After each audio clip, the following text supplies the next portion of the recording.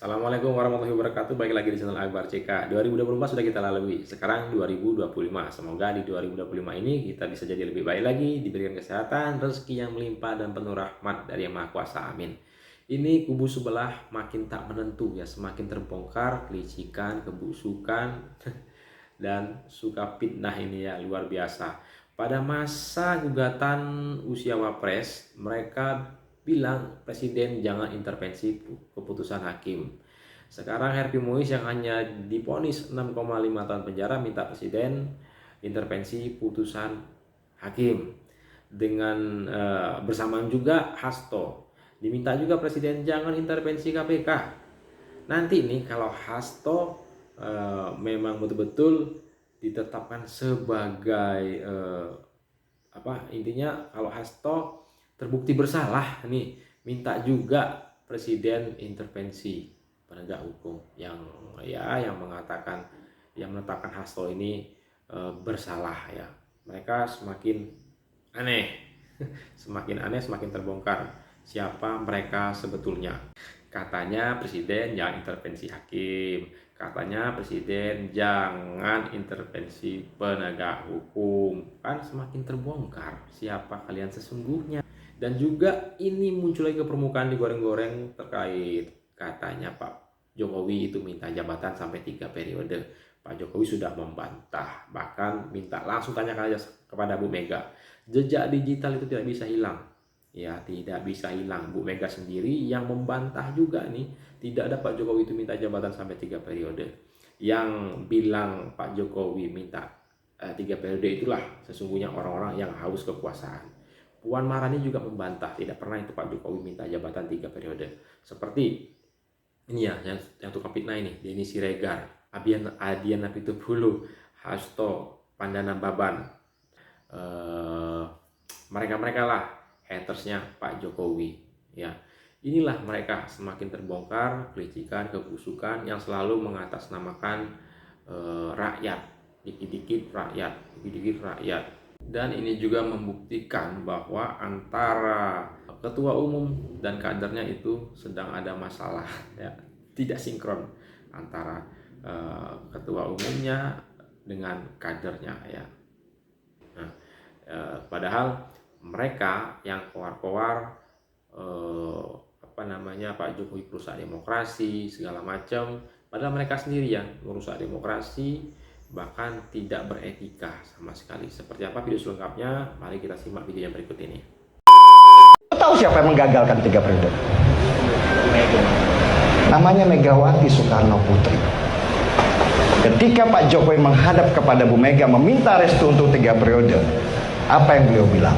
Hati-hati Jok, ini melanggar konstitusi.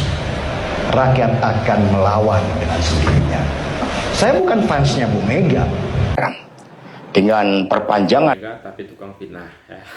Jadi Siregar masa jabatan 3 periode ataupun perpanjangan masa jabatan itu, maka demi konstitusi Ibu Mega kokoh berdiri menjaga demokrasi. Ini Pak Jokowi dikocok, berkeinginan katanya untuk 3 periode. Lah orang yang ngomong itu yang kepingin sebetulnya. Suatu saat siapa tahu dianya bisa jadi itu ingin 3 periode. Yang teriak-teriak melanggar etika itu juga bukan orang yang punya etika. Coba cek aja rekam jejaknya. Emang mereka punya etika? Enggak juga. Dan gue mau nanya, seandainya pelanggaran etika itu menguntungkan kepentingan politik mereka, mereka kan teriak nggak? Enggak kan? Jadi mereka ini teriak kenapa? Karena kepentingan politik mereka kalah. Makanya mereka teriak pelanggaran etika. Bukan berarti mereka orang yang beretika. Jadi yang terjadi sekarang, yang kasih dengungkan isu pelanggaran etika, itu seperti maling teriak rampok. Tapi benar Mbak, Presiden juga menginginkan itu datang ke Mbak Bu Mega untuk meminta hal itu Mbak? Oh enggak, nggak pernah. Nggak pernah, setahu saya nggak pernah beliau meminta untuk perpanjangan 3 periode. Secara tersirat Mbak? Ya, ini saya ulang lagi. Tidak pernah yang namanya saya minta perpanjangan atau 3 periode kepada siapa. Hari-hari ini Pak Jokowi dikocok, berkeinginan katanya untuk 3 periode. Lah orang yang ngomong itu yang kepingin sebetulnya. presiden dipilih 3 periode itu ada 3 menurut saya. Satu, ingin menampar muka saya. Yang kedua, ingin cari muka. Yang ketiga, ingin menjerumuskan. Itu aja. Tanyakan saja ke Ibu Mega. Atau tanyakan saja ke Mbak Puan. Atau tanyakan saja ke partai-partai. Dapat di mana? Atau siapa yang saya utus? Enggak pernah ada.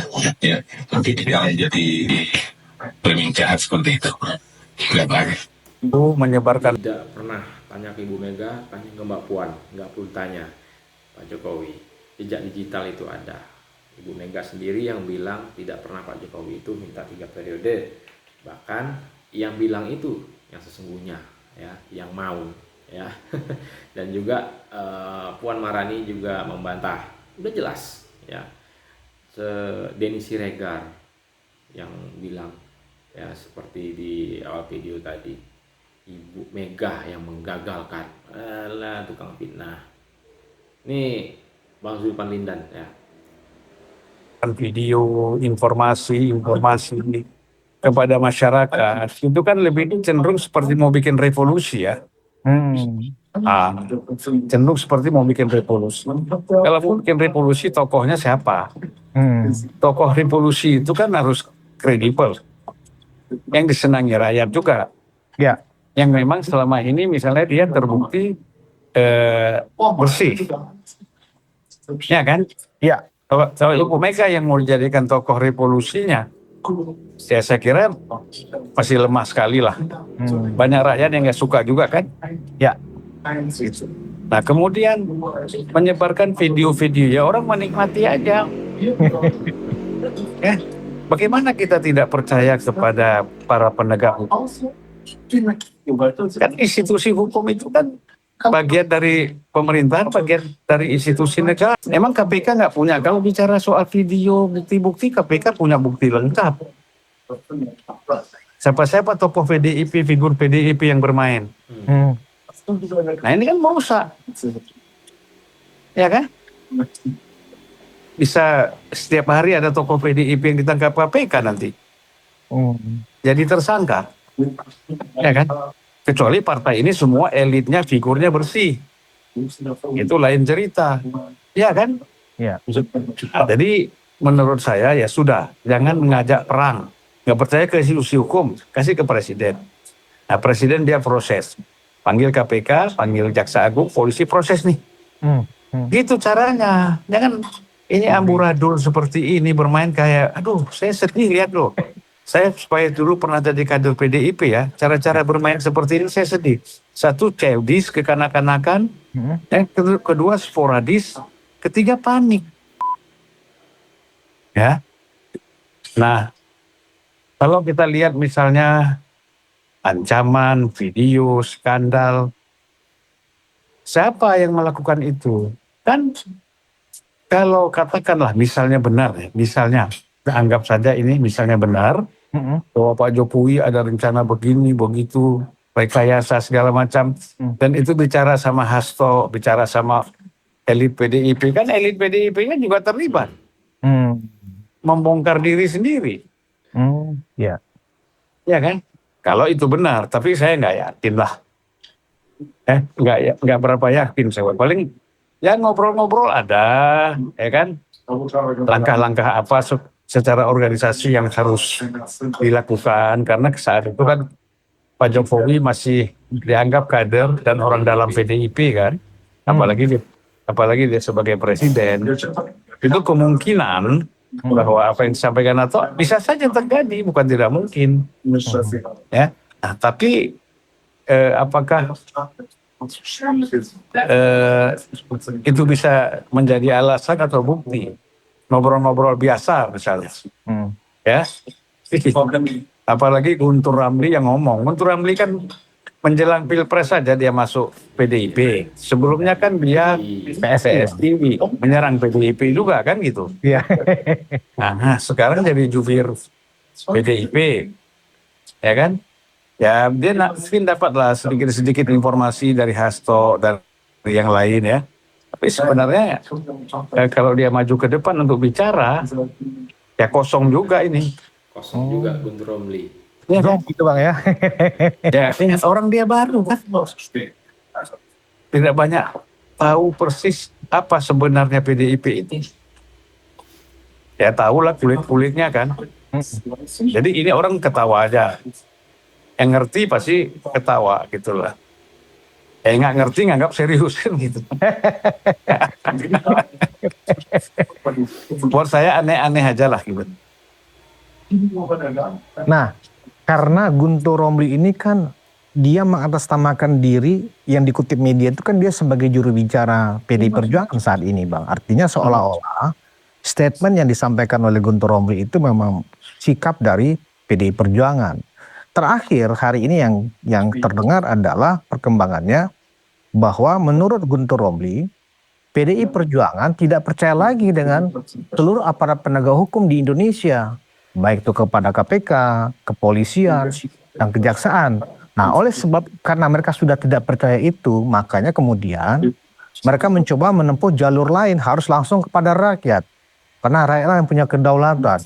Nah, dengan cara itulah mereka bikin beberapa video, ya kan, menggunakan pendekatan begini Bang, no viral, no justice. Seolah-olah begitu, saking mereka tidak percayanya, nanti mereka satu persatu video itu akan dirilis ke publik, lewat sosial media, atau lewat influencer dan seterusnya. Pendekatan penegakan hukum yang dilakukan oleh PDI Perjuangan ini kan melihatkan semangat untuk tidak taat kepada supremasi hukum gitu loh, Bang Zulpan. Ya itu kan pola-pola seperti itu, menyebarkan video, informasi kepada masyarakat. Itu kan lebih cenderung seperti mau bikin revolusi ya. Cenderung seperti mau bikin revolusi. Kalau mau bikin revolusi tokohnya siapa? Tokoh revolusi itu kan harus kredibel, yang disenangi rakyat juga. Ya. Yang memang selama ini misalnya dia terbukti bersih, ya kan? Ya. Kalau Ibu Mega yang mau dijadikan tokoh revolusinya, saya kira masih lemah sekali lah. Banyak rakyat yang nggak suka juga kan? Banyak rakyat yang nggak suka juga. Nah, itulah kesimpulannya. Bagaimanapun juga rakyat sudah cerdas, tidak mau diadu domba, tidak mau diprovokasi lagi ya. Nah, silakan ketik komentar kalian terkait video ini. Apa pandangan kalian terkait video ini ya. Sebelum saya akhiri, jangan lupa like, comment, share, dan subscribe-nya agar tidak ketinggalan notifikasi terbaru dari channel ini. Saya akhiri. Assalamualaikum warahmatullahi wabarakatuh. Salam sehat selalu. Bye.